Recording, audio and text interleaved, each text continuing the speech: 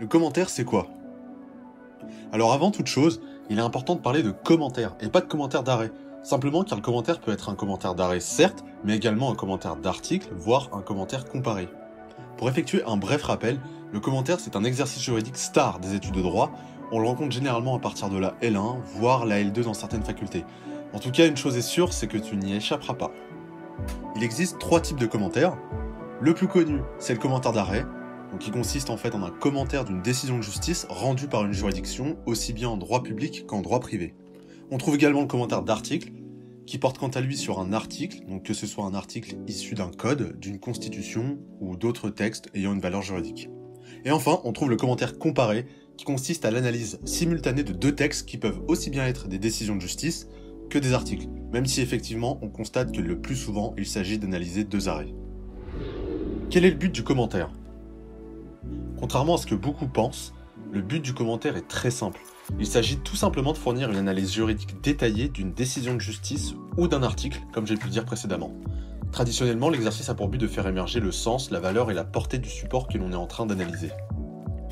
Pourquoi cet exercice pose autant de problèmes aux étudiants ? De par mon expérience en tant qu'étudiant ou même chargé de TD, j'ai identifié 4 sources de difficultés. Premièrement, c'est l'un des points fondamentaux, le manque de dialogue entre les professeurs et les étudiants. Et oui, on est à la fac, on est mélangé parmi des centaines d'élèves, le prof ne nous connaît pas et le dialogue s'instaure très peu. Et oui, qu'on se le dise, la plupart du temps, il entre dans l'amphi, il dispense son cours, et si t'as un peu de chance, tu pourras lui poser des questions à la pause ou après le cours. Mais par contre, pas trop de questions, parce que le cours reprend ou alors il doit s'en aller. Les professeurs ne discutent pas assez avec les étudiants à propos de ce qu'ils attendent concrètement dans les copies le jour de l'examen, souvent par manque de temps, couplé à un manque de pédagogie. Encore une fois, je ne jette pas la pierre aux professeurs qui pour beaucoup souhaitent que leurs étudiants réussissent. Simplement, cette absence de dialogue est inhérente au système de la fac. C'est quelque chose d'acquis, une mauvaise habitude qui se répète d'année en année. Deuxièmement, à mon sens, on répète toujours les mêmes conseils. Le commentaire doit être composé de 2 parties, qui elles-mêmes se divisent en 2 sous-parties. Également, le commentaire doit faire émerger le sens, la valeur et la portée du texte. On croirait une formule magique tellement j'ai entendu cette phrase durant mes études. Pour ma part, j'ai fait le constat qu'aussi bien à la fac que dans des supports censés aider les étudiants, les conseils se limitent à répéter encore et encore les mêmes choses. L'étudiant en droit n'est pas stupide, il a compris la forme du commentaire. En revanche, parlons de ce fameux triptyque sens, valeur, portée. J'ai constaté qu'à chaque fois qu'une méthodologie du commentaire aborde ces notions, la personne qui prodigue ses conseils ne fait que définir les termes en te disant que le sens correspond à l'explication de la solution, la valeur c'est la critique, et la portée à savoir comment la solution s'intègre dans le droit positif et si elle a vocation à évoluer. Ok, très bien, mais après ça on fait quoi ? Ce que souhaite savoir un étudiant en droit, c'est ce qu'il doit concrètement écrire dans sa copie. Qu'est-ce qui dans sa décision va lui donner les éléments permettant de faire émerger ces 3 notions. Et là, bizarrement, il n'y a plus personne.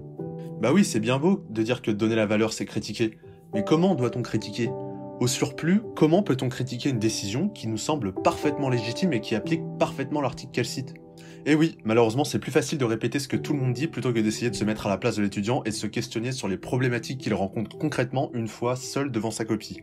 J'ai d'ailleurs du mal à comprendre comment on peut se sentir satisfait et avoir l'impression d'aider les étudiants quand on se limite à parler des 2 parties de sous-partie ou du sens valeur portée. C'est d'ailleurs la raison pour laquelle j'en ai même pas parlé dans l'introduction de cette vidéo, dans laquelle je t'explique les fondamentaux du commentaire. Troisièmement, la méthode de la fiche d'arrêt n'est pas assez maîtrisée. La fiche d'arrêt, c'est la base. C'est l'introduction de ton commentaire qui va servir de support à ton analyse. La problématique de la fiche d'arrêt, c'est la question à laquelle ton commentaire devra répondre. Donc t'as bien compris qu'il fallait pas se louper à ce stade, sinon c'est tout le commentaire qui en subira les conséquences, et crois-moi, ça arrive bien plus qu'on ne le pense. À cet égard, je te rappelle que j'ai rédigé un guide sur la méthodologie de la fiche d'arrêt, qui est téléchargeable gratuitement sur le site d'Inconcreto, dont tu trouveras l'adresse en barre de description. J'ai rédigé les fiches d'arrêt de l'ensemble des juridictions, aussi bien en droit public qu'en droit privé, afin qu'après avoir lu ce guide, tu n'aies plus aucune difficulté à en faire une. Cet exercice deviendra pour toi une simple formalité.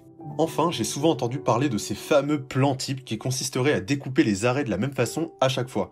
C'est à mon sens une très mauvaise idée, dans la mesure où ce n'est pas parce que le découpage peut être pertinent que tu sauras rendre le contenu intéressant. À mon humble avis, il s'agit d'un faux ami auprès duquel les étudiants trouvent une forme de réconfort en se disant « Allez, au pire des cas, si je trouve pas de plan, je ferai le plan type. » Par ailleurs, un autre problème lié à ces plans types, c'est que beaucoup d'étudiants les utilisent. Ce qui fait qu'au bout de 15 copies, on a l'impression de lire encore et encore la même chose, on a une absence d'innovation totale, ce qui tire la moyenne des notes vers le bas. Qu'est-ce que propose Inconcreto ? Avant toute chose, si tu ne sais pas ce qu'est Inconcreto, je t'invite à visiter mon site et à regarder la vidéo de présentation que j'ai publiée il y a quelques semaines. Concernant le commentaire, j'ai réalisé un guide méthodologique intitulé « Savoir faire un commentaire » qui traite aussi bien du commentaire d'arrêt, du commentaire d'article que du commentaire comparé. Et qu'est-ce que j'y détaille? Absolument tout. Comme tu le sais, mon but c'est d'être concret, raison pour laquelle je t'accompagne de A à Z dans la compréhension de l'exercice. Je t'explique bien évidemment la forme du commentaire, mais de façon très brève, puisque comme je te l'ai dit, je sais que c'est pas ça qui pose problème en soi. En revanche, j'ai énormément travaillé sur ce que j'appelle le fond du commentaire et j'y ai concentré tous mes efforts. Qu'est-ce que j'appelle le fond du commentaire? C'est simplement la construction de celui-ci. Alors ça passe par des questions comme déterminer ce qu'est le sens, la valeur, la portée et les localiser dans l'arrêt, c'est-à-dire que je ne te donne pas simplement la définition de ce qu'est le sens, la valeur et la portée, je te dis concrètement où tu les trouves dans la décision, qu'est-ce qui va te permettre de les localiser et qu'est-ce qui va te permettre d'en parler. Ça passe également par des questions comme comment dois-tu construire ton brouillon, trouver facilement les éléments à faire figurer dans les sous-parties, ou encore la gestion du temps.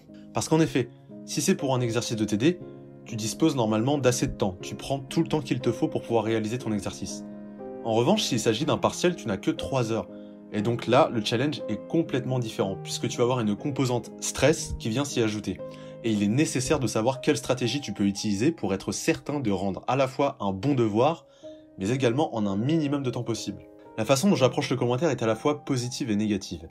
Positive dans le sens où je te guide et je te dis absolument tout ce qu'il faut faire, mais négative dans le sens où je te dis également ce que tu dois absolument éviter de faire. Et ça, malheureusement, c'est souvent ce qui n'est pas dit aux étudiants en droit et dont ils auraient bien besoin. Par ailleurs, afin de renforcer ta compréhension, j'ai rédigé un commentaire entièrement corrigé à la fin du fascicule avec l'ensemble des étapes nécessaires à sa construction. Ce qu'il faut que tu saches, c'est que ce guide se base entièrement sur ma propre expérience. Je parle aussi bien de mon expérience en tant qu'étudiant que mon expérience comme chargé de TD, qui m'a permis d'avoir accès aux grilles de correction et donc disposer concrètement des points qui sont attendus par les professeurs.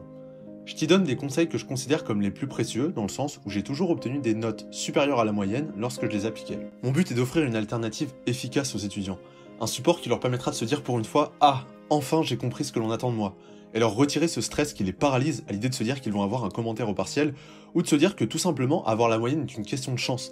La chance n'a pas sa place en droit, pas plus que l'intelligence. Seul le travail et la méthode comptent. Parce que oui, je sais que beaucoup d'étudiants doutent d'eux-mêmes, de leur capacité, et recevoir une mauvaise note suite à un commentaire en pousse beaucoup à se remettre en question, voire à complètement baisser les bras et abandonner le droit. Je trouve ça dommage de voir que beaucoup d'étudiants se sous-estiment alors que leur note n'est pas le reflet de leur capacité mais simplement d'un manque de pédagogie à l'université. À l'heure actuelle, le guide est l'un des plus commandés par les étudiants et les retours sont très positifs, plus que ce que je ne l'espérais.